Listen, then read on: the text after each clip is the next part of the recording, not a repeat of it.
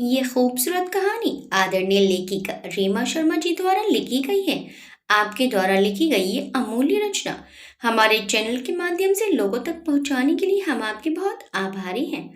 कहानी का 13वां भाग देखने से पहले इसके पहले सभी भाग अवश्य देखें। शाम के वक्त अमर जी के घर में काफी चहल पहल थी। हो भी क्यों ना, आद्या की सगाई जो थी, आद्या और विशाल सबके बीच खड़े थे। आद्या पिंक गाउन में बहुत खूबसूरत लग रही थी। वहीं विशाल भी अपने थ्री पीस सूट में काफी जच रहा था। दोनों बहुत ही प्यारे लग रहे थे। अमर जी भी अपने कुछ जानने वालों के साथ खड़े सबसे बातें कर रहे थे। उसी समय जय अपनी दादी माँ के साथ एंटर हुआ और उनके पीछे पीछे नीलिमा जी और विक्रम जी भी आए। अमर जी ने जैसे ही जय और उसकी फैमिली को देखा, वो तुरंत उनकी ओर आए और बड़ी गर्मजोशी से उनका स्वागत किया। आइए आइए माँ जी। अमर जी ने कल्याणी देवी जी के पांव छू लिए। खुश रहो अमर, तुम्हारी दोनों बेटियां अपने घरों में खुश रहें। कल्याणी देवी जी ने आशीर्वाद दिया। अमर जी ने उनका हाथ पकड़ा और अंदर लाए और विशाल से मिलवाने लगे। विशाल और आद्या ने भी कल्याणी देवी जी के पैर छूकर आशीर्वाद लिया। विक्रम जी और नीलिमा जी भी उन दोनों से मिले। अमर जी ने कल्याणी देवी जी को सोफे पर लाकर बैठा दिया और साथ में बुआ जी भी बैठ गई। सभी वहीं थे सिवाय वैदेही के और जय की नजरें उसे ही ढूंढ रही थी। नीलिमा जी ने जय की मन की बात समझकर अमर जी से पूछ ही लिया, अंकल वैदेही दिखाई नहीं दे रही, वो यहीं थी अभी, यहीं किसी काम में होगी। अमर जी ने इधर उधर देखकर कहा, वो उसे आद्या ने किसी काम से ऊपर भेजा है, अभी आ रही होगी। बुआ जी ने कहा, ओ अच्छा। नीलिमा जी ने कहा ही था कि अमर जी ने ऊपर सीढ़ियों की ओर देखकर कहा, लो आ गई। नीलिमा जी के साथ विक्रम जी और दादी माँ ने भी ऊपर देखा, लेकिन जय ने मुड़कर नहीं देखा। बहुत प्यारी लग रही है, नीलिमा जी ने मुस्कुराते हुए कहा और दादी माँ ने तो वैदेही को देखकर उसकी नजर उतार ली। नीलिमा जी ने जय को देखकर उसे इशारे से पीछे देखने को कहा। जय ने पलटकर पीछे देखा तो देखता ही रह गया। वैदेही ने येलो कलर की सिंपल सी प्लेन साड़ी पहन रखी थी, जिसके बॉर्डर पर छोटे छोटे डायमंड का वर्क हो रखा था। कानों में येलो कलर के बड़े से झुमके, हाथों में भरी भरी चूड़ियां, आंखों में गहरा काजल, बालों की ढीली सी चोटी और मांग में गहरा लाल सिंदूर। वैदेही इस सिंपल सोबर अवतार में भी बहुत प्यारी और सुंदर लग रही थी। वैदेही एक हाथ से अपना पल्लू और एक हाथ से अपनी साड़ी संभाले नीचे ही आ रही थी। जय को ऐसे खोए हुए देखकर विक्रम जी और नीलिमा जी ने एक दूसरे को मुस्कुराते हुए देखा। नीलिमा जी जय के पास आई और झूठा खांसने का नाटक करते हुए बोली, क्या हुआ देवर जी, होश उड़ गए आपके? जय ने चौंक कर नीलिमा जी को देखा, फिर मुस्कुराकर बोला, भाभी माँ अपनी देवरानी को संभालिए वरना गिर जाएगी। उसे साड़ी पहनने की आदत नहीं है तो वो संभल नहीं पाएगी। आपको बड़ा पता है देवर जी, नीलिमा जी बोली। उसी ने बताया था मुझे, जब उसने शादी के बाद पहली बार साड़ी पहनी थी। जब बताया था उस वक्त को बीते हुए बहुत वक्त बीत गया है, और अगर फिर भी आपको डर लग रहा है तो जाकर संभाल लो, तुम पत्नी है तुम्हारी। नीलिमा जी ने धीरे से कहा और वहां से चली गई। जय ने एक बार फिर वैदेही की ओर देखा, जो अपनी साड़ी संभालते हुए नीचे देखकर एक एक सीढ़ी बड़े आराम से उतर रही थी। ये देखकर जय के चेहरे पर मुस्कुराहट आ गई। आखिरी सीढ़ी तक आते आते वैदेही अपनी ही साड़ी में उलझ गई। उसके कदम लड़खड़ा गए। वो गिरती उसके पहले ही जय ने लपक कर उसे अपनी बाहों में थाम लिया और वो जमीन से कुछ ऊपर झूल गई। डर के मारे उसने अपनी आंखें बंद कर ली। वैदेही को जब एहसास हुआ कि किसी ने उसे थाम लिया तो उसने आहिस्ता आहिस्ता अपनी आंखें खोली। जय को देखकर उसके चेहरे पर मुस्कुराहट खिल गई और वो बहुत प्यार से उसे देखने लगी। उसके लिए वक्त जैसे वहीं थम गया। वो एक टक जय को देखने लगी। जय ने उसकी आंखों में देखकर आहिस्ता से कहा, जब पता है साड़ी संभलती नहीं है तुमसे तो क्यों पहनी? आपके लिए, आपको मैं साड़ी में अच्छी लगती हूँ ना, आपको पसंद है ना, इसलिए पहनी। वैदेही ने उसकी आंखों में देखकर बहुत प्यार से जवाब दिया तो जय सकपका गया। उसने अपने आस पास देखा, सभी उन दोनों को ही देख रहे थे। अगर तुम्हारा मन हो तो तुम मुझे छोड़ सकती हो, वो क्या है ना कि इस समय हमारे आसपास और भी लोग हैं। जय ने इशारा किया। ये सुनकर वैदेही अपने होश में आई और अपने चारों तरफ देखकर तुरंत जय से अलग हुई। सबको देखकर वो चौंक गई। वो सकुचाती हुई कल्याणी देवी जी के पास आई। दादी माँ, ये बोलकर उसने उनके पांव छुए। खुश रहो, बहुत प्यारी लग रही हो, कल्याणी देवी जी ने कहा। उसके बाद वो नीलिमा जी के पास आई तो नीलिमा जी ने उसे अपने गले से लगा लिया और उसके कान में धीरे से बोली, जय के होश उड़ा दिए तुमने। वैद ही मुस्कुरा कर रह गई। नीलिमा जी से अलग होकर वो विक्रम जी के पास गई तो विक्रम जी ने उसके सिर पर हाथ रख दिया। वैदेही वहां से अपने पापा के पास आकर खड़ी हो गई। सगाई की रस्म शुरू करें, पंडित जी ने कहा तो अमर जी ने सिर हिला दिया। पंडित जी ने मंत्रों का उच्चारण कर पूजा शुरू की। सभी सोफे पर बैठ रस्मों को होते देखने लगे। वैदेही ने अमर जी की आड़ में हल्के से पीछे मुड़कर जय को एक नजर देखा और फिर से आगे देखने लगी। ऐसा उसने 2-3 बार किया। जय को जब ये समझ में आया तो वो वहां से हटकर दूसरी तरफ से चुपचाप धपे पांव उसके बगल में आकर खड़ा हो गया। वैदेही ने इस बार फिर से पीछे मुड़कर जय को देखना चाहा, लेकिन जय इस बार वहां नहीं था। वो इधर उधर देखने लगी कि किसी ने दूसरी ओर से उसके कंधे को हल्के से टेप किया, मगर वैदेही ने नहीं देखा। जय ने एक बार फिर टेप किया। वैदेही खींचकर बिना देखे बोली, क्या है, किसे ढूंढ रही हो? जय ने धीरे से कहा। मैं किसे ढूंढूंगी, इन्हें ही ढूंढ रही थी, पता नहीं कहाँ चले गए, अभी तो यही थे। वैदेही ने भी उतने ही धीमे से कहा। इन्हें किन्हें? जय ने फिर पूछा। मेरे पति को, और किसे? जब देखो तब मुझसे दूर हो जाते हैं, उन्हें अपने पास रखने के लिए कुछ तो करना होगा। वैदेही फुसफुसाकर बोली, क्या करोगी? जय ने फिर से सवाल किया तो वैदेही झुठला गई। मैं कुछ भी करूं, लेकिन तुम कौन हो जो ऐसे पूछ रहे हो? वैदेही ने चिढ़कर कहा, तुम्हारा पति। जय ने जैसे ही कहा वैदेही की सांस सूख गई, आंखें बड़ी हो गई और उसने गर्दन घुमाकर बगल में देखा तो जय मुस्कुराते हुए उसे ही देख रहा था। तो क्या करोगी तुम मुझे अपने पास रखने के लिए? जय ने अपनी दोनों भवें उचकाकर पूछा तो वैदेही ने अपनी नजरें नीचे कर ली। वो वहां से भागती इससे पहले जय ने उसकी कलाई पकड़ ली। वैदेही ने उसकी ओर आंखें बड़ी बड़ी करके देखा। चुपचाप ऐसे ही खड़ी रहो, कोई हरकत मत करना और भागने की कोशिश तो बिल्कुल भी मत करना, वरना मैं तुम्हें सबके सामने किस कर लूंगा।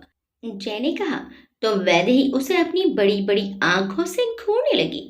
आप बहुत खराब हो, वैदेही मुंह बनाकर बोली। जानता हूं, पहले भी बता चुकी हो तुम, जय ने सामने देखते हुए कहा। वैदेही भी सामने देखते हुए अपनी कलाई छुड़ाने की कोशिश करने लगी। क्या कर रहे हैं, मेरी कलाई छोड़िए, इतने लोग के बीच ऐसे करना अच्छा लगता है क्या? मैंने क्या किया, अपनी पत्नी की कलाई पकड़ी है, किसी और की नहीं, हक है मुझे। जय ने कहा। क्या है, ऐसे क्यों पकड़ रखा है मुझे, आखिर आप चाहते क्या हैं? वैदेही कसमसाते हुए बोली। एक सवाल का जवाब। क्या? मुझे अपने पास रखने के लिए क्या करोगी तुम? जय ने कहा तो वैदेही मुस्कुराते हुए देखने लगी। अरे मुस्कुरा क्यों रही हो, बोलो ना क्या करोगी, जवाब दे दो और चली जाओ। जय अपनी मुस्कान छिपाते हुए बोला। मुझे नहीं देना कोई जवाब, छोड़िए मुझे, छोड़िए। वैदेही ने एक बार फिर कलाई छुड़ाने की कोशिश की। कोशिश बेकार है वैदू, मेरी पकड़ से तुम छूट नहीं पाओगी, चुपचाप खड़ी रहो, वरना पता है ना मैं क्या करूंगा। जय ने शरारत से मुस्कुराकर कहा। वैदेही मुंह खोले उसे देखने लगी। वैदेही कुछ सोच वो मन ही मन बोली और अपनी जैसे कलाई छुड़ाने की कोशिश करने लगी। अचानक उसके मुंह से निकला, क्या हुआ वैदू? जय ने घबराते हुए पूछा। मुझे दर्द हो रहा है, वैदेही ने भोली सी शक्ल बनाकर कहा तो जय ने उसकी कलाई छोड़ दी। दिखाओ कहाँ? कहीं नहीं, ये बोलकर वैदेही वहां से भाग गई और जय उसे देखता ही रह गया। वैदेही नीलिमा जी के पास जाकर खड़ी हो गई और जय को देखकर मुंह बनाकर चिढ़ा दिया। जय के चेहरे पर हल्की मुस्कुराहट आ गई। वैदेही और जय की इस प्यार भरी नोक-झोंक और आंख मिचौली के बीच आद्या और विशाल की सगाई हो गई। सभी उन दोनों को बधाई देने लगे और उनके साथ पिक्चर्स क्लिक करवाने लगे। वहीं एक कोने में खड़ी वैदेही फिर से छिपकर जय को देखने लगी। आज उसकी निगाहें रह रह कर जय पर ही टिक जाती। उसे जैसे प्यार हो गया था, ये एहसास उसे अंदर ही अंदर गुदगुदा रहा था। जय को देखकर उसे सुकून मिल रहा था, इसलिए उसे जी भरकर देख रही थी। वो जय को अपनी निगाहों में बसा लेना चाहती थी कि कुछ देखने की जरूरत नहीं है, तुम ही तुम निगाहों में हो। अगली सुबह आज विशाल और आध्या की हल्दी और मेहंदी का फंक्शन था। दिन में हल्दी और रात में मेहंदी होनी थी। विशाल और उसके मामा मामी की अमर जी ने अपने आउट हाउस में रहने की व्यवस्था करवा दी थी। वैदेही ने निशा, संजय, अमन और निखिल को भी आधे की शादी में बुलाया था, क्योंकि निशा के अलावा अब वो तीनों भी वैदेही के अच्छे दोस्त बन गए थे। निशा और संजय तो सुबह ही फ्लाइट से आ गए थे। निखिल और अमन बाद में आए। जय की फैमिली रात में ही लौट गई थी। हालांकि वैदेही नहीं चाहती थी कि जय जाए। उसे जय से बहुत सी बातें करनी थी, लेकिन चाह कर भी वो अपनी मन की बात जय से नहीं बोल पा रही थी। कुछ तो अपनी झिझक और कुछ समय ही नहीं मिला था। वो गेट तक जय को छोड़ने आई। कभी बहाने से उसकी गाड़ी की विंडो से अंदर झांकती, तो कभी नीलिमा जी को कुछ बात कहने के बहाने गाड़ी रोक देती और जय को देखने लगती। लेकिन इतने जतन के बाद भी कुछ बोल नहीं पाई। कल्याणी देवी जी और नीलिमा जी उसकी इस हरकत को अच्छी तरह समझ रहे थे और एक दूसरे को देखकर मंद मंद मुस्कुरा रहे थे। आखिर कल्याणी देवी जी को कहना ही पड़ा, बेटा वेदु, तुम भी हमारे साथ घर ही चलो, वहीं सारी बातें हो जाएंगी। ये सुनकर वैदे ही छेप कर रह गई। उसे जाने से मना कर दिया, क्योंकि घर में शादी के माहौल में वो कैसे जा सकती थी। और जय सबको लेकर घर के लिए निकल गया। जाते समय दोनों की आंखों में एक दूसरे से दूर रहने की बेचैनी साफ दिखाई दे रही थी। हल्दी के फंक्शन के लिए नीलिमा जी और कल्याणी देवी जी ही आई हुई थी।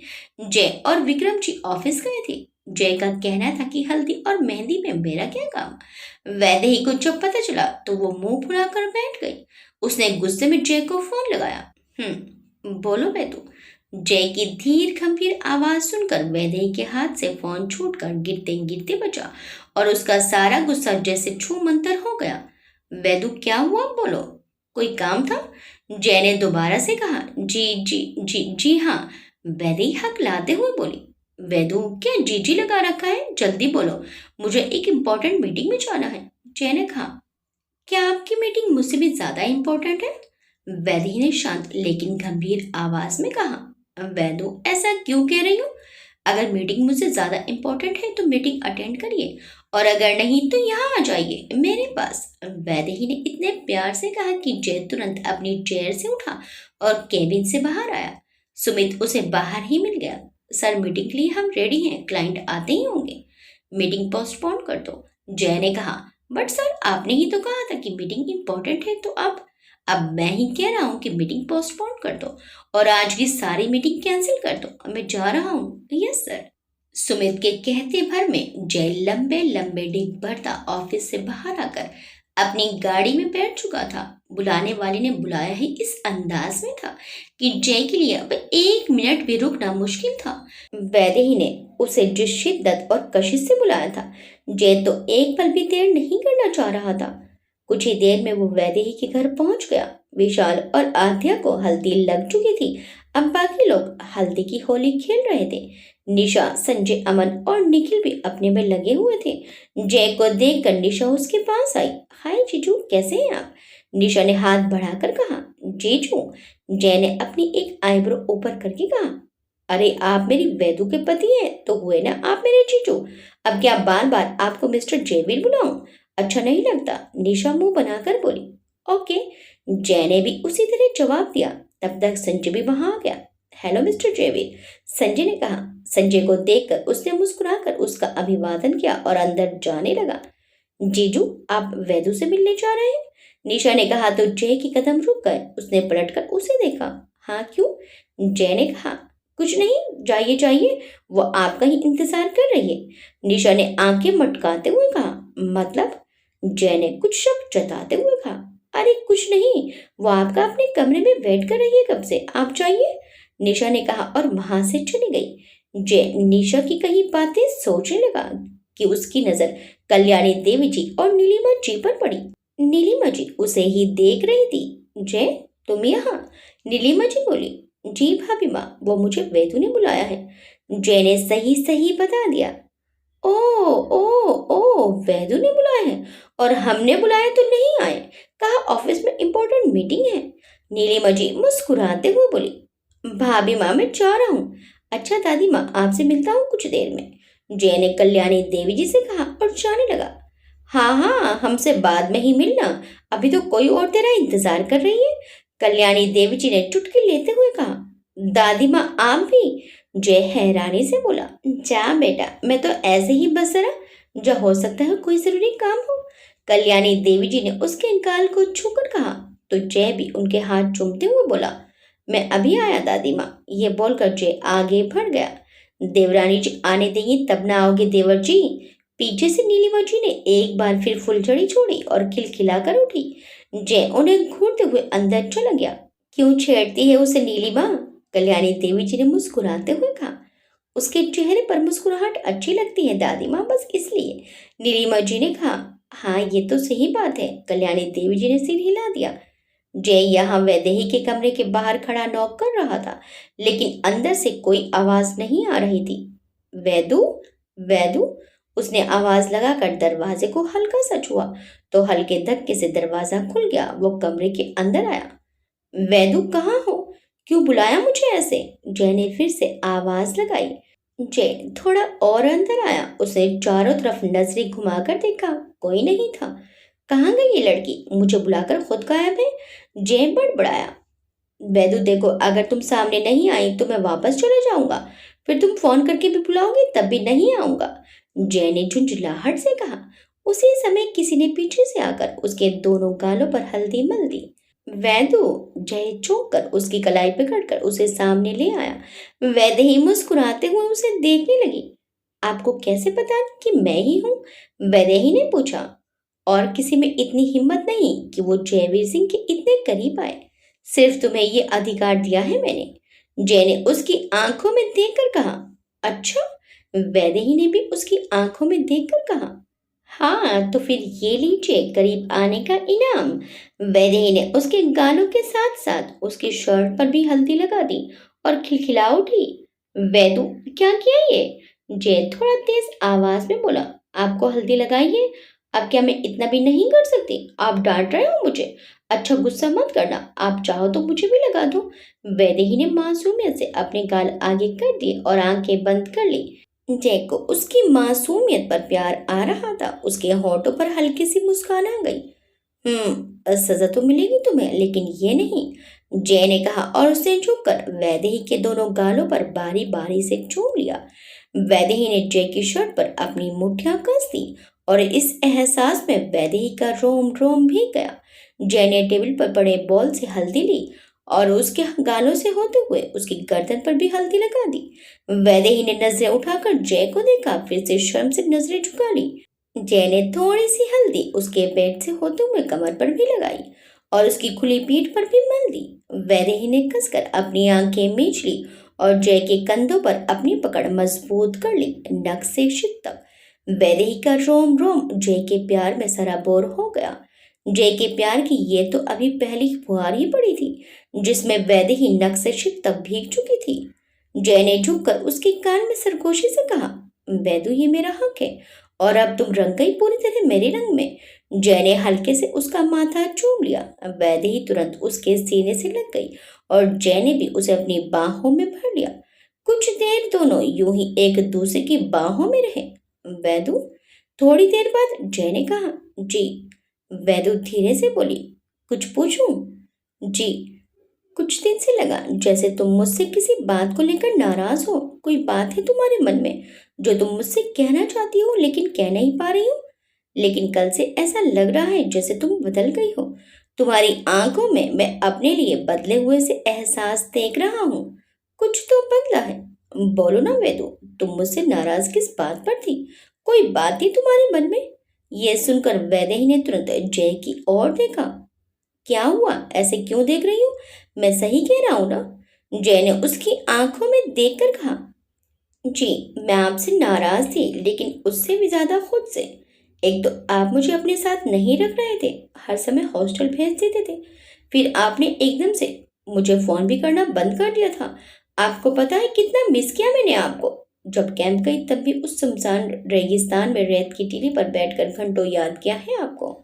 यही सोचती कि क्या गलती हो गई जो आप मुझसे बात नहीं कर रहे। वैदेही ने कहा। लेकिन वैदू, तुम्ही ने तो मेरे कॉल रिसीव करना बंद कर दिए थे। मैंने कितनी बार ही कॉल की तुम्हें, लेकिन मेरा तुम्हें फोन ही नहीं उठा देती। फिर मैंने सोचा कि तुम बिजी होंगी स्टडीज में। उसके बाद मैं अपने काम में बिजी हो गया। फिर मुझे न्यूयॉर्क जाना पड़ा। वहां से भी मैंने तुम्हें कॉल किया, लेकिन तुम शायद कैंप में थी। वहां नेटवर्क ना होने की वजह से तुम्हारा फोन नहीं लग पा रहा था। तुम्हें पता है, न्यूयॉर्क से मैं सीधा जैसलमेर ही आया था तुमसे मिलने। देखा है, तुम्हें मेरी याद में आंसू बहाते, लेकिन चाह कर भी तुमसे मिल नहीं पाया। जानती हूँ मैं, आप वहां आए थे मुझसे मिलने। वैदेही ने कहा तो जय उसे हैरानी से देखने लगा। दी ने मुझे सब कुछ बता दिया है, सब कुछ। आपने उनके लिए क्या क्या किया वो सब भी।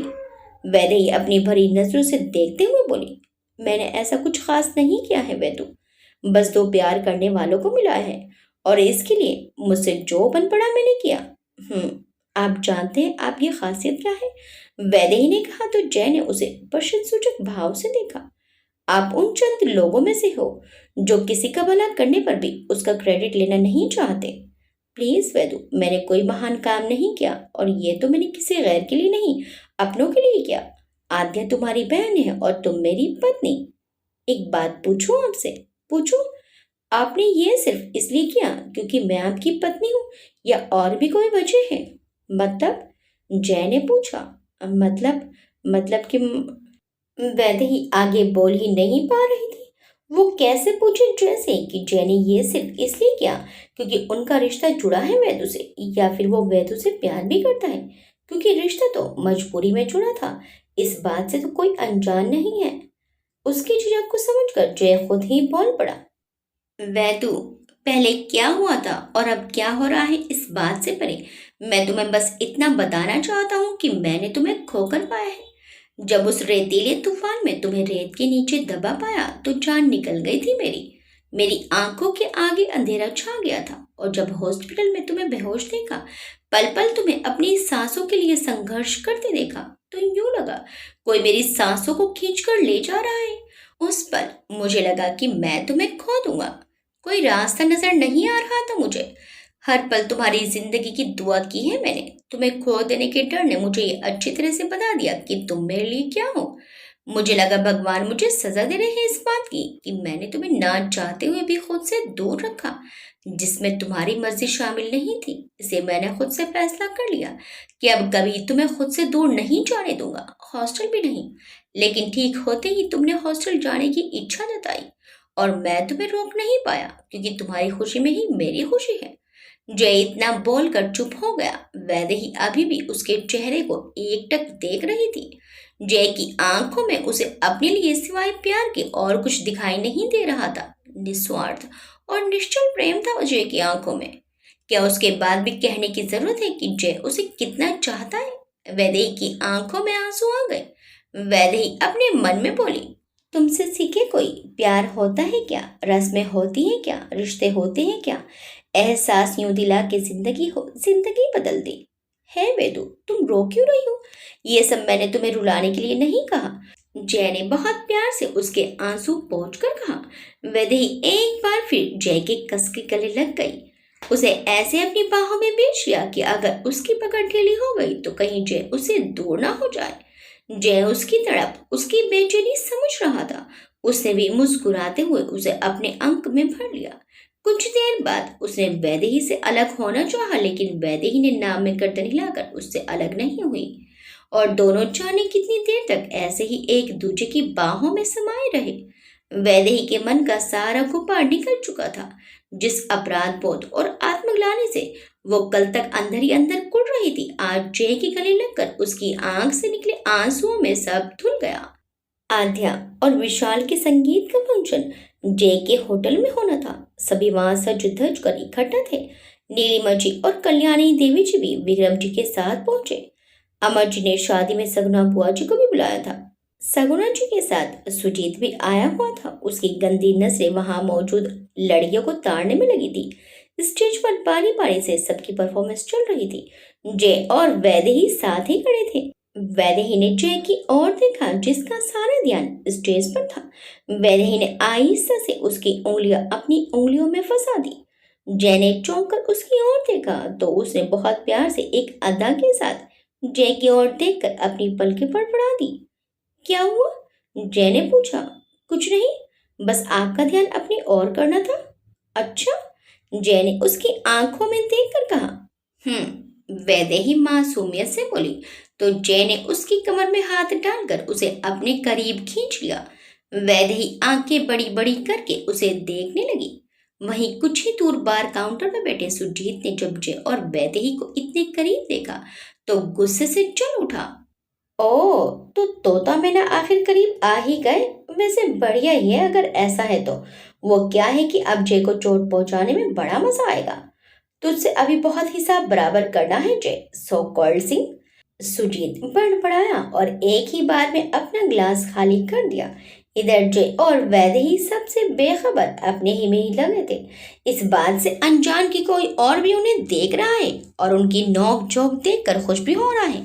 वो थे नीलिमा जी और विक्रम जी। क्या आप भी वही देख रहे हैं जो मैं देख रही हूँ? मुझे क्या पता तुम क्या देख रही हो, लेकिन मैं जो देख रहा हूँ उसे देखकर मुझे बड़ा मजा आ रहा है। विक्रम जी ने वैदेही और जय की ओर देखकर कहा।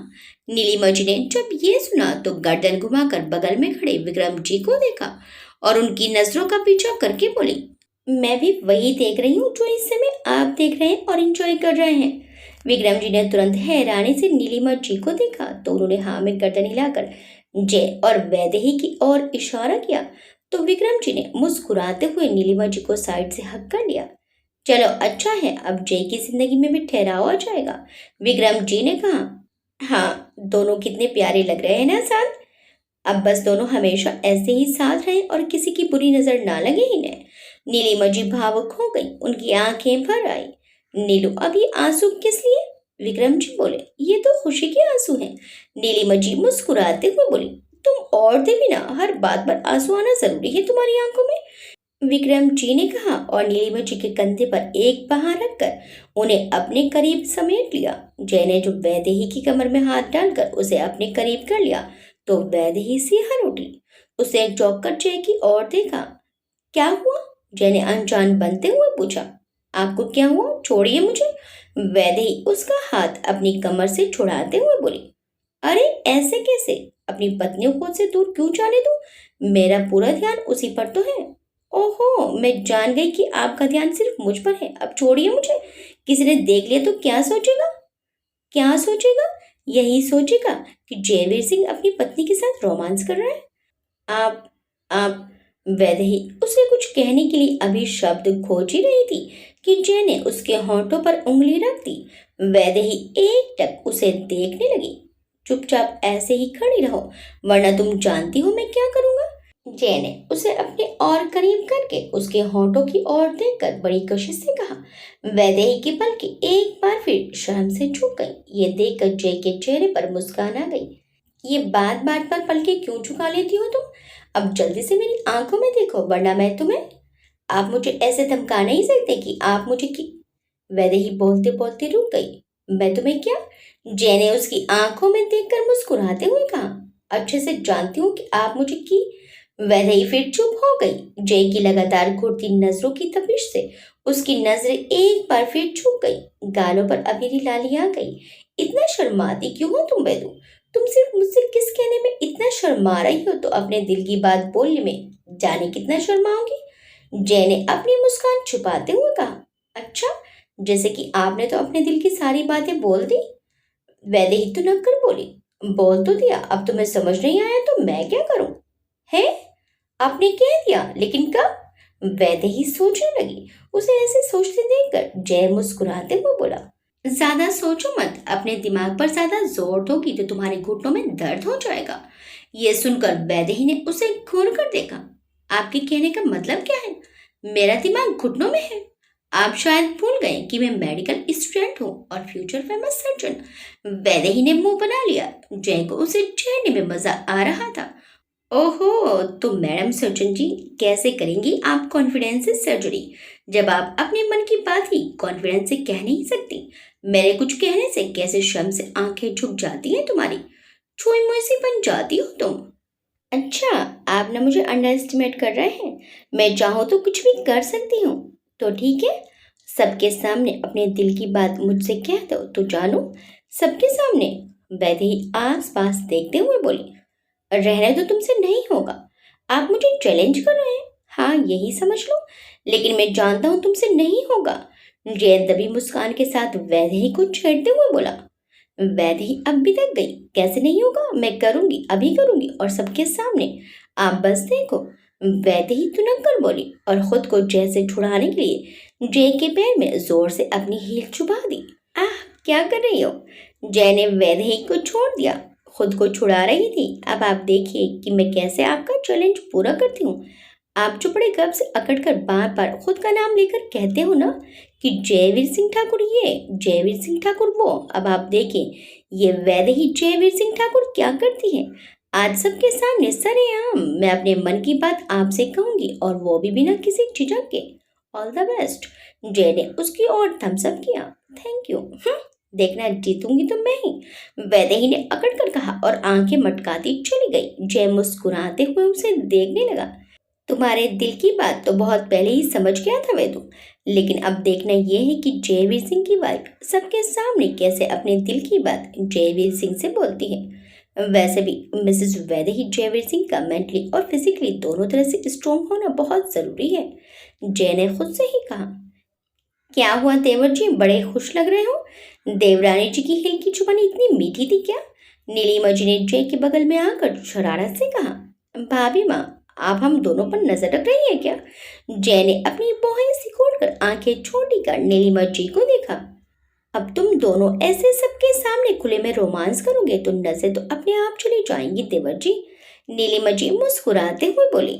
भाभी माँ, अब भैया के पास जाइए ना प्लीज, देखिए अकेले खड़े हैं वहाँ। जय ने विक्रम जी की ओर इशारा किया।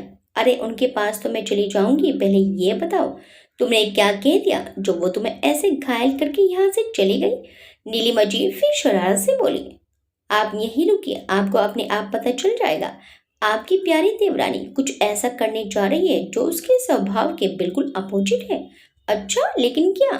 नीलिमा जी ने पूछा। जय कुछ कहने ही जा रहा था कि सारी लाइट्स ऑफ हो गई और एक स्पॉटलाइट स्टेज पर पड़ी, जहां वैदेही हाथ में गिटार लिए बैठी थी। वैदू, नीलिमा जी ने कहा तो जय ने भी स्टेज की ओर देखा। वैदेही उसे ही देख रही थी। वो गिटार ट्यून की धुन छेड़कर जय की आंखों में देखकर गाने लगी। कसम की कसम है कसम से, हमको प्यार है सिर्फ तुमसे। गाने के बोल सुनकर जय मुस्कुराते हुए वैदेही को देखने लगा। वैदेही ने उसे देखकर अपनी भवें उचकाकर हल्के से एक आंख दबा दी। जय ने आंखें बड़ी कर हैरानी से वैदेही को देखा, फिर उसकी इस प्यारी सी शरारत पर मुस्कुरा उठा। नीलिमा जी भी यह देखकर मंद मंद मुस्कुराने लगी। कसम की कसम है कसम से, हमको प्यार है सिर्फ तुमसे। अब ये प्यार ना होगा फिर हमसे। जय बड़े स्टाइल से पॉकेट में अपने हाथ डाले वैदेही को देख रहा था। वहीं वैदेही की नजरें भी लगातार उसी पर बनी हुई थी। लोग कहते हैं पागल हो, मैं ये भी न जानूं, दिल लुटाया है मैंने, अब किसी की न मानो। चैन दे करके मैंने बेचैनियां ली हैं, नींदें उड़ा के मैंने तुमसे वफाएं की हैं। कसम की कसम है कसम से, जी रहे हैं हम तेरे दम से, अब ये प्यार ना होगा फिर हमसे। गाना खत्म हुआ। लोगों ने वैदेही के लिए जोरदार तालियां बजाई तो वैदेही जैसे किसी सम्मोहन से जागी हो। वो था जय की नजरों का सम्मोहन। वैदेही की आंख भर आई। मुस्कुराकर उसने आंखों के किनारे साफ किए। वैदू तुमसे बहुत प्यार करती है जय, नीलिमा जी बोली। जानता हूं मैं, जय वैदेही की ओर देखकर बोला, जो उसकी तरफ ही आ रही थी। वैदू आ रही है, तुम बात करो। नीलिमा जी ये बोलकर वहां से चली गई। अब आपका क्या जवाब है मिस्टर जयवीर सिंह ठाकुर? आप लाजवाब हो मिसेस जयवीर सिंह ठाकुर। जो कहा वो आपने कर दिखाया। जय ने उसकी कमर में हाथ डालकर कहा। आप फिर से शुरू हो गए? वैदेही मुंह बनाकर बोली। अरे मैंने क्या किया? मैं तो डांस करना चाहता हूँ तुम्हारे साथ, देखो सभी कर रहे हैं। जय ने इशारा किया तो सभी कपल डांस कर रहे थे। वैदेही ने भी मुस्कुराते हुए उसके गले में बाहें डाल दी और उसके करीब आकर डांस करने लगी। संजय और निशा ये देखकर बहुत खुश हुए। वैदेही और जय एक दूसरे से बहुत प्यार करते हैं। भगवान ने उन्हें एक दूसरे के लिए ही बनाया है। निशा बोली। हाँ सही कहा, मैं ही पागल था जो ऐसी लड़की के पीछे भाग रहा था जो मुझसे प्यार ही नहीं करती थी। संजय ने कहा। कोई बात नहीं, अब ऐसी लड़की के पीछे भाग लेना जो तुमसे प्यार करती है। निशा बोली। क्या मतलब? मुझसे कौन प्यार करती है? संजय ने निशा पर गहरी निगाह डालकर पूछा। मुझे क्या पता। निशा हड़बड़ा गई। संजय उससे कुछ और पूछता उसके पहले ही वहां एक लड़की आ गई। Can I have a dance with you? उसने बड़ी अदा से संजय को डांस करने के लिए पूछा। संजय कुछ बोलता उसके पहले ही लड़की संजय का हाथ पकड़कर उसे खींचकर सबके बीच ले गई। न चाहते हुए भी संजय को उसके साथ डांस करना पड़ रहा था और निशा उसे गुस्से से घूर रही थी। संजय ने कुछ देर तो किसी तरह उस लड़की के साथ डांस किया, लेकिन निशा का गुस्सा देखकर उसे कुछ अजीब लगा। उस लड़की ने संजय को खुद से और चिपका लिया। ये देखकर निशा की आंखों में आंसू आ गए और वो अपने आंसू पोंछते हुए वहां से चली गई। संजय ने उस लड़की से किसी तरह पीछे छुड़ाया और निशा के पीछे आया। निशा निशा क्या हुआ? तुम नाराज हो? तुम रो क्यों रही हो यार? अरे रुको तो, कहाँ जा रही हो? मैं कहीं भी जाऊं उससे तुमको क्या? तुम तो जाओ उस छिपकली के साथ जाकर डांस करो। निशा गुस्से में बोली। अरे मैं कहाँ अपनी खुशी से गया था, वो तो जबरदस्ती खींच कर ले गई थी मुझे। तुमने तो देखा था, तुम थी वहां। हाँ, उसने तुम्हें खींचा और तुम चले गए खींचे। छोटे बच्चे हो ना तुम। अरे सिर्फ डांस ही तो कर रहे थे, उसमें इतना नाराज होने की क्या बात है? अच्छा तो तुम एक काम करो, दोबारा से जाकर चिपको उस छिपकली से। लेकिन तुम इतना भड़क क्यों रही हो? मेरी तो कुछ समझ में नहीं आ रहा है। यही तो प्रॉब्लम है कि तुम्हें कभी कुछ समझ कहाँ आता है। तुम बुद्धू हो। तुम जाओ यहाँ से, वरना गुस्से में मैं तुम्हारा सिर फोड़ दूंगी। निशा ने पास ही टेबल से बड़ी बोतल उठाई। बड़ी खतरनाक लड़की हो यार, देखो गुस्से में मेरा सिर मत फोड़ देना। संजय ने खुद का सिर पकड़कर कहा। ये देखकर निशा ने बोतल फेंक दी और वहीं बैठकर रोने लगी। निशा क्या हुआ? तुम ऐसे क्यों बिहेव कर रही हो? तुम रो क्यों रही हो? मुझे बताओ, हम दोस्त हैं ना? संजय ने कहा। हाँ, मैं तो सिर्फ तुम्हारी दोस्ती के ही लायक रह गई हूँ और कुछ नहीं। जब देखो निशा ये निशा वो, हम दोस्त हैं, लेकिन प्यार तुम्हें बेदू से है। और मेरा क्या? मेरी फीलिंग्स को कभी समझा तुमने? कभी कोशिश की? कभी नहीं समझा तुमने। निशा गुस्से में बोले जा रही थी और संजय हैरानी से सब सुन रहा था। उसने निशा को उसके कंधों से पकड़कर उठाया। निशा मेरी तरफ देखो, संजय ने कहा तो निशा ने अपनी आंसू भरी नजरों से उसे देखा। उसकी आंखों में संजय को अपने लिए अथाह प्यार नजर आ रहा था। निशा, ये तुम प्यार करने लगी हो मुझसे? कब से? संजय ने पूछा। पता नहीं कब से, लेकिन हाँ ये सच है कि तुमसे प्यार है, बहुत है। तो पागल कभी कहा क्यों नहीं कुछ? कैसे कहती? तुम तो वैदे ही से। वो मेरी बेवकूफ़ी थी। वैदे ने तो कभी मुझसे प्यार किया ही नहीं और तुमने कभी मुझसे नहीं किया। निशा ने कहा। हाँ मगर कभी कर नहीं सकता, ऐसा तो नहीं है ना? संजय ने कहा तो निशा सवालिया नजरों से उसे देखने लगी। अरे पागल, कोई बेवकूफ़ी होगा जो तेरी जैसी प्यार करने वाली लड़की से प्यार नहीं करेगा। संजय ने उसके सिर पर हल्के से मार कर कहा। मतलब तुम भी मुझसे? हाँ, तुम्हारे साथ इतने दिनों से रहते रहते पसंद करने लगा हूँ तुम्हें। प्यार है या नहीं अभी श्योर नहीं हूँ, लेकिन हो जाएगा, इसकी गारंटी दे सकता हूँ। मुझे प्यार नहीं मिला तो क्या हुआ, लेकिन तुम्हें तुम्हारा प्यार तो दे ही सकता हूँ। संजय ने निशा का चेहरा हथेलियों में भरकर उसके आंसू पोंछकर कहा। यह सुनकर निशा उसके सीने से लग गई। संजय ने भी उसे अपनी बाहों में समेट लिया। आज की रात सबको अपना अपना प्यार मिल गया। जहां एक और जय और वैद ही एक दूसरे की बाहों में थे, वहीं दूसरी ओर संजय और निशा भी एक दूसरे की पनाहों में थे।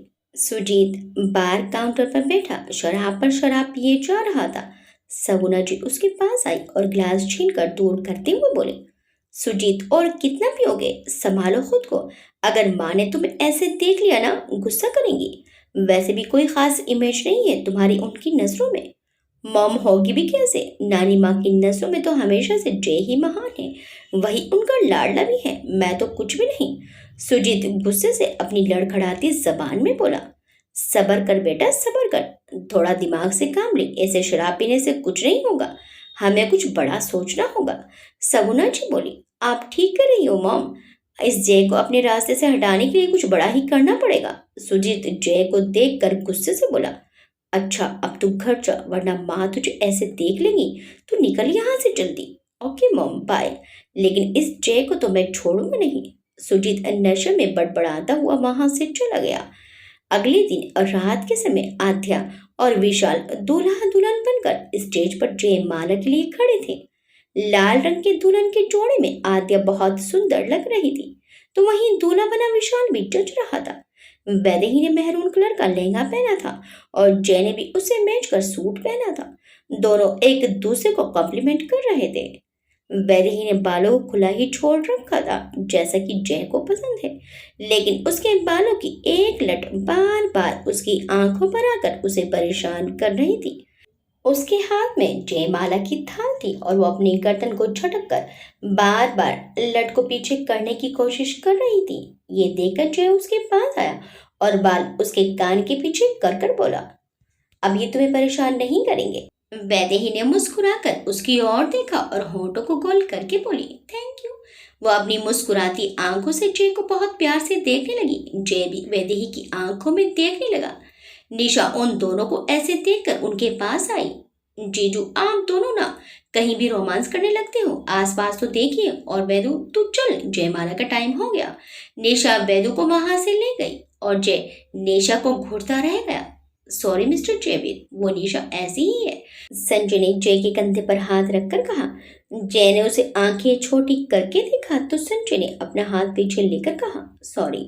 जय हंस पड़ा तो संजय ने भी उसे मुस्कुरा कर देखा। वैसे तुम निशा के लिए सॉरी क्यों बोल रहे हो? जय ने सवाल किया। वो ऐसे ही mister Jaiveer Singh, nothing serious. Sanjay हकलाते हुए बोला। अच्छा, किसे यकीन दिला रहे हो, मुझे या खुद को? जय ने उस पर गहरी निगाह डाली। मिस्टर जयवीर, आप भी ना? संजय ने अपने बालों में हाथ घुमाकर कहा। गुड चॉइस, अच्छी लड़की है निशा। संजय उसे हैरानी से देखने लगा। Thank you mister Jaiveer Singh, Sanjay मुस्कुराकर बोला। हाँ, लेकिन ध्यान रहे उसे कभी कोई तकलीफ ना हो। मेरी वेदू की बेस्ट फ्रेंड है वो। अगर उसे तकलीफ हुई तो मेरी वेदू को तकलीफ होगी और वेदू की तकलीफ मैं बर्दाश्त नहीं कर सकता, तो समझ जाओ। जय ने उसके कंधे पर हाथ रखकर कहा और उसे एक टफ लुक देकर चला गया। कमाल है, ये तो सीधा धमका कर चला गया। इसकी बीवी की दोस्त से प्यार कर गलती तो नहीं कर दी। संजय खुद में बड़बड़ाता हुआ वहां से चला गया। जयमाला, फोटो सेशन और डिनर के बाद बारी आई फेरों की। विशाल तो पहले से ही मंडप में बैठा था। कन्या को बुलाइए। पंडित जी की आवाज पर निशा और वैदेही आद्या को लेकर आई और विशाल की बगल में बिठा दिया। निशा संजय के पास जाकर बैठ गई। वहीं वैदेही जय के बगल में। मंत्रों के साथ शादी की रस्में होने लगी। 7 फेरे के 7 वचन दोनों के लिए। वैदेही को अपनी शादी याद आ गई, जिस शादी को उसने मजबूरी में की थी। वही उसके जीवन का सबसे खूबसूरत पल बन गया था। वैदेही की आंखें नम हो गई। जय ने ऐसे नम आंखों से खुद को देखते पाया तो इशारे से पूछा, क्या है? वैदेही ने मुस्कुराकर सिर ना में हिला दिया। जय ने आहिस्ता से उसकी हथेली कसकर अपने हाथ में थाम ली तो वैदेही ने जय के कंधे पर अपना सिर रख लिया। दोनों एक दूजे का हाथ थामे शादी की रस्मों को देखने लगे। विशाल ने आद्या को मंगलसूत्र पहनाकर उसकी मांग में सिंदूर भरकर हमेशा हमेशा के लिए उसे अपना बना लिया। शादी संपन्न हुई की घोषणा पंडित जी ने की। दोनों ने सभी बड़ों का आशीर्वाद लिया। आद्या वैदेही के गले लगी। दोनों की ही आंखें नम थी, लेकिन ये आंसू विदाई के साथ साथ खुशी के भी थे। खुशी नए सफर की शुरुआत की। सबसे मिलने के बाद कुछ ही देर में आद्या की विदाई हो गई। नीलिमा जी और कल्याणी देवी जी विक्रम जी के साथ घर चले गए। बुआ जी और सुजीत तो पहले ही घर चले गए थे। बाकी बचे मेहमान भी एक एक करके घर जा रहे थे। निशा और संजय तो वैदेही के घर ही रुके हुए थे, क्योंकि वो दोनों शादी में वैदेही के घर ही आए हुए थे। तुम घर चल रही हो? जय ने पूछा। वैदेही ने अपने पापा की ओर देखा। उन्होंने मुस्कुराकर हाँ का इशारा कर दिया। वैदेही उनके गले लग गई। जाओ बेटा, अपने घर जाओ। मेरी दोनों बेटियां अपने अपने घर सुख से रहें। और मुझे क्या चाहिए? अमर जी ने उसके सिर पर हाथ रखकर कहा। वैदेही अपनी बुआ से मिली। बेटा फिर आ जाना आधे के पग फेरे के लिए। बुआ जी ने कहा। जी बुआ जी, मैं आ जाऊंगी, वैदेही ने कहा। जय ने अमर जी और बुआ जी के पांव छुए। दोनों वहां से अपने घर के लिए निकल गए। जय के घर थके होने के कारण सभी देर तक सोते रहे। जय और विक्रम जी दोपहर तक ऑफिस चले गए। सगुना जी, नीलिमा जी और कल्याणी देवी जी के साथ बैठकर बातें कर रही थी। माँ, आपकी लाडली दिखाई नहीं दे रही? सगुना जी ने तंज भरे लहजे में पूछा। वैदू सो रही है बुआ जी, थक गई है, जवाब नीलिमा जी ने दिया। अरे वाह, आपने तो बहुत सिर चढ़ा रखा है उसे। बोलो भला घर की बहू अब तक सो रही है? सगुना, तुमने सुना नहीं, थक गई है वो। कल्याणी देवी जी अपनी सख्त आवाज में बोली। क्या माँ, हम भी तो शादी में गए थे, थक तो हम भी गए हैं, लेकिन नहीं, आपको तो जाने क्यों उस जय और उसकी वो बीवी वही सबसे अच्छे लगते हैं। सगुना जी मुंह बनाकर बोली। सगुना, कल्याणी देवी जी थोड़ी तेज आवाज में बोली। माँ, सगुना, सुजीत कहाँ है? कल्याणी देवी जी ने पूछा। वो सो रहा है, बुआ जी धीरे से बोली। शराब पीकर? कल्याणी देवी जी ने घूर कर देखा। नहीं माँ, वो थक गया है, बुआ जी नजरें चुराते हुए बोली। अच्छा, ऐसा कौन सा काम किया है उसने? कल्याणी देवी जी ने पूछा तो बुआ जी ने नजरें झुका ली। सगुना, किसी पर उंगली उठाने से पहले अपने गिरेबान में झांक कर देखो। तुम्हें आखिर जैसे क्या दुश्मनी है जो हर समय उसके पीछे पड़ी रहती हो, और अब उसकी पत्नी के भी पीछे पड़ गई? शायद तुम भूल गई कि वो इस खानदान की छोटी बहू है। कल्याणी देवी के चेहरे पर सख्त भाव आ गए। सगुना जी गुस्से में बोली। नहीं मानती मैं उसे इस खानदान की छोटी बहू, क्योंकि नहीं वो इस खानदान की बहू और ना ही जे इस खानदान का। बस सगुना, बस एक शब्द और नहीं, कल्याणी देवी जी गरजी। सगुना जी को वो गुस्से से घूरने लगी। सगुना जी गुस्से का घूंट पी कर रह गई और पैर पटक कर वहां से चली गई। दादी माँ, नीलिमा जी उनके पास आई। नीलिमा, कैसे समझाऊं मैं सगुना को, कैसे, कब सुधरेगी वो? दादी माँ, सब ठीक हो जाएगा, आप बैठिए, आराम से बैठिए। नीलिमा जी ने उन्हें पानी पिलाया। कल्याणी देवी जी कुछ शांत हुई। नीलिमा, मेरा मन बहुत घबरा रहा है, मैं डॉक्टर को बुला लेती हूँ दादी माँ। नीलिमा जी डॉक्टर को फोन करने लगी। नहीं नीलिमा, मुझे डॉक्टर की नहीं, मन की शांति की जरूरत है, जो कि मेरी बेटी सगुना ने छीन ली। आप क्या करना चाहती हैं दादी माँ? नीलिमा, मैं मंदिर जाना चाहती हूँ, मुझे ले चलो। ठीक है दादी माँ, हम चलते हैं, रुके मैं गाड़ी निकलवाती हूँ, नीलिमा जी ने कहा, और नौकर को गाड़ी निकलवाने का कहकर कल्याणी देवी जी के पास आई। भाभी, गाड़ी आ गई है, नौकर ने आकर कहा। चलिए दादी माँ। नीलिमा जी ने कल्याणी देवी जी को संभाल कर उठाया और दोनों बाहर चली गई। कुछ देर बाद सुजीत नींद से जागा। अपने कमरे से बाहर आकर देखा तो सारा घर खाली पड़ा था। ये इतना सन्नाटा क्यों है? घर के सारे लोग कहाँ चले गए? सुजीत बड़बड़ाया। शंकर, शंकर। सुजीत ने नौकर को आवाज लगाई। जी साहब। नौकर हाथ बांधे खड़ा था। घर के सारे लोग कहाँ गए? साहब, दादी माँ और भाभी मंदिर गई हैं, बड़े साहब और जय सर ऑफिस। नौकर सिर झुकाकर बोला। मतलब घर में कोई नहीं है? हाँ सर। और वो जय की बीवी, वो कहाँ है? वो तो अपने कमरे में ही होगी। नौकर बोला। अच्छा ठीक है, तुम जाओ। सुजीत ने कहा तो नौकर चला गया। ओ, तो मतलब इस वक्त उस जय की बीवी घर पर अकेली है? सुजीत खुद से बोला और शैतानी मुस्कुराहट के साथ जय के कमरे की ओर बढ़ गया। आगे क्या होगा? क्या सुजीत अपने नापाक इरादों में कामयाब हो पाएगा? क्या जय वैदेही को बचाने समय पर आ पाएगा? देखिए इस कहानी के अंतिम भाग में। आपको ये कहानी कैसी लगी हमें कमेंट करके जरूर बताइएगा। वीडियो अच्छी लगी तो वीडियो को लाइक, शेयर, सब्सक्राइब करना मत भूलिएगा। मिलते हैं इस कहानी के अंतिम भाग में, तब तक के लिए बाय बाय।